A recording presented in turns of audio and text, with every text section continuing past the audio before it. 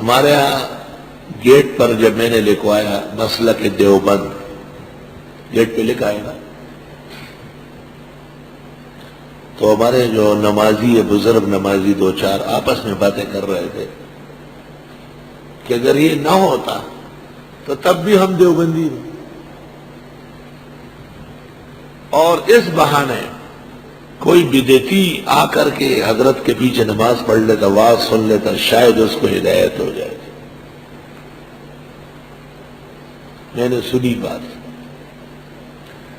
اور میں نے عصر کی نماز کے بعد جیسے معمول ہے کوئی ایک آدھ بات کرنا دعا سے پہلے، تو میں نے کہا کہ یہ جو بورڈ لگا ہے مسلک دیوبند کا، اس کا یہ فائدہ ہے کہ ہماری نماز صحیح ہو جائے، کیونکہ فقہاء لکھتے ہیں کہ بدعتی اور پھر وہ بھی اعتقادی جس جگہ موجود ہو وہاں اللہ کی لعنت برستی، تو صفوں سے لعنتی لوگوں کو نکالنے کے لیے مسلک کی تعین ضروری ہے۔ اہدنا الصراط المستقیم، تعین مسلک اور تسدید مشرع۔ تو میں نے کہا آپ نے ان کی فکر کی اور میں نے آپ کی فکر کی، اور اپنی فکر دوسروں سے زیادہ ضروری۔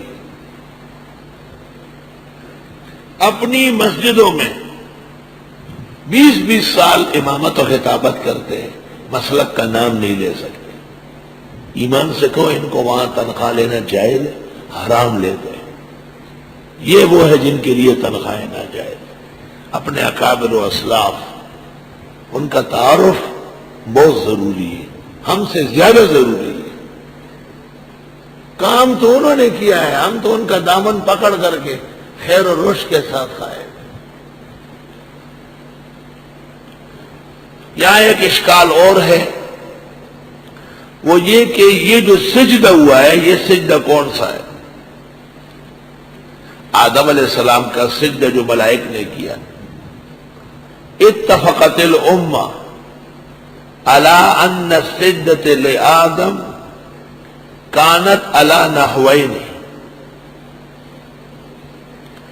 اما کان سجودہ بالتکفی والانحناء والتعظیم، جیسے ہاتھ ہلانا، جھکنا، وَإِمَّا وَقَعَ قِبْلَةً كَالسُّجُودِ لِلْكَعْبَةِ وَبَيْتِ الْمَقْدِسِ وَهَذَا هُوَ الْأَزْهَرُ فَقَعُوا لَهُ سَاجِدِينَ۔ ابن العربی کی تفسیر ہے، ابن العربی مالکی کی 5 جلدوں۔ ابن العربی مالکی کی احکام القرآن کی تفسیر ہے، اس کی پہلی جلد ہے اور صفحہ 16 ہے۔ میں عبارت دوبارہ پڑھتا ہوں تاکہ طلباء کو سہولت ہو جائے لکھنے میں۔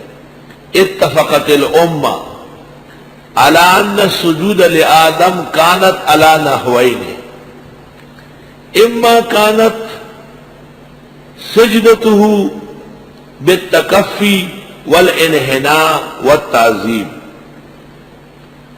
کما هو طریق الاعاجم، وَإِمَّا وَقَعَ یعنی وقع آدم،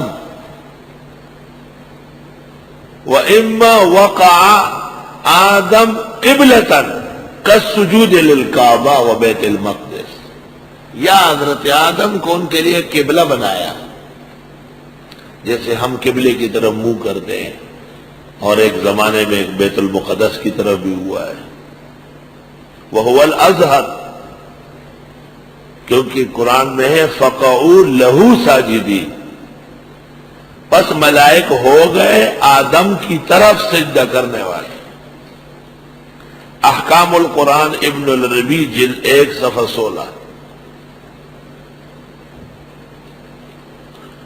وَقَدْ نَسَخَ اللَّهُ جَمِيعَ ذَلِكَ فِي هَذِهِ الْأُمَّةِ، وَقَدْ نَسَخَ اللَّهُ جَمِيعَ ذَلِكَ فِي هَذِهِ الْأُمَّةِ، اس امت اور ملت میں کسی قسم کا سجدہ کسی کو جائز نہیں۔ اب کوئی سجدہ کسی کا کرے گا تو کفر کے برابر گناہ ہوگا۔ اس پر ایک اشکال یہ ہے کہ ایسی صورت میں فضیلت آدم کی ثابت نہیں ہوگی، اور یہ اشکال جساس نے احکام القرآن میں کیا ہے، آلوسی نے بھی کیا ہے، لیکن یہ اشکال غلط ہے۔ کیونکہ کیوں بیت المقدس اور کعبے کی طرف جو ہم نماز پڑھتے تو اس کا فضل نہیں ہے؟ بے انتہا فضل و شرف ہے۔ آہا، مولانا روم کو سنو کیا کہتے ہیں۔ کعبہ را ہر دم تجلی برفزود، کعبہ را ہر دم تجلی برفزود، عید اخلاصات ابراہیم بود۔ ہر لمحہ ہر گھڑی کعبے پر اللہ کی طرف سے جلوے برستے اور سارا جہان ان جلووں سے پھر مستفید ہوتا ہے۔ سبحان اللہ۔ شیخ سعدی فرماتے ہیں چون کعبہ قبلہ حاجات شد از دیار بعید، چونکہ کعبہ بہت دور ہے، روند خلق بدیدارش از مسافہ بعید۔ اللہ اللہ، بہت دور ہے لیکن محبت میں لوگ دیوانے ہیں۔ وَجْعَلْ أَفْئِدَةَ النَّاسِ تَهْوِي إِلَيْهِمْ، ابراہیم علیہ السلام نے دعا کی تھی۔ جس آدمی نے اہل حدیثوں کو علماء حق میں شامل کیا ہے وہ خود جا کے غیر مقلد ہو گیا۔ یہ پہلی سزا مل گئی، ذَلِكَ عَذَابُ الْأَدْنَىٰ وَلَعَذَابُ الْآخِرَةِ أَكْبَرُ لَوْ كَانُوا يَعْلَمُونَ۔ تو پہلا وہ شخص جس نے انبیاء کی بشریت کو عظمت کے منافی کہا ہے وہ ابلیس ہے، اور پہلا وہ شخص جس نے پاک مخلوق کی اتباع نہیں کی اور ان کی تقلید سے روگردانی کی ہے اور عمر بھر کا لعنتی ہوا ہے وہ بھی ابلیس ہے۔ میں نے احسن العطر کے اخیر میں لکھا ہے کہ جن مسائل میں بدعتیوں کا اہل حق سے اختلاف ہے ان مسائل میں یہ بھی غیر مقلد ہے۔ تیجا، چیلم، برسی، عرس، دعا میں ان اللہ کی آیت پڑھنا، کھڑے ہو کر صلی اللہ علیہ وسلم پڑھنا، میلاد منانا، اذان سے پہلے یا اذان کے بعد صلی اللہ علیہ وسلم پڑھنا، ان تمام مسائل میں یہ فقہ نہیں دکھا سکتے تو غیر مقلد ہے۔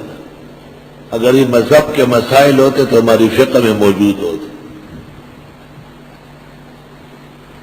قبر کے پاس اذان دلانا، اور ہم نے کہا اترو، ان کا علاج کیا ہے؟ مسجدوں سے باہر نکالنا، اترو نکلو۔ ان کا تو بڑا ہی ابلیس ہے، تو یہ کہاں سے اچھے ہو گئے؟ اور یہ جو آپ کے پیچھے نماز پڑھتے ہیں، آپ کے پاس آتے ہیں، یہ سو ایسے نہیں کہ آپ اچھے ہیں، اس لیے کہ ان کے دل میں نماز کی عزت نہیں ہے۔ سیدھی بات یہ ہے۔ ہماری مسجدوں میں ان کا آنا شر سے خالی نہیں ہے۔ اگر اس خیال سے آئے کہ اللہ انہیں ہدایت دے، طلب ہدایت ہو، لیکن یہ بالکل مشکل ہے، ویسے انجیکشن کھا چکے ہیں۔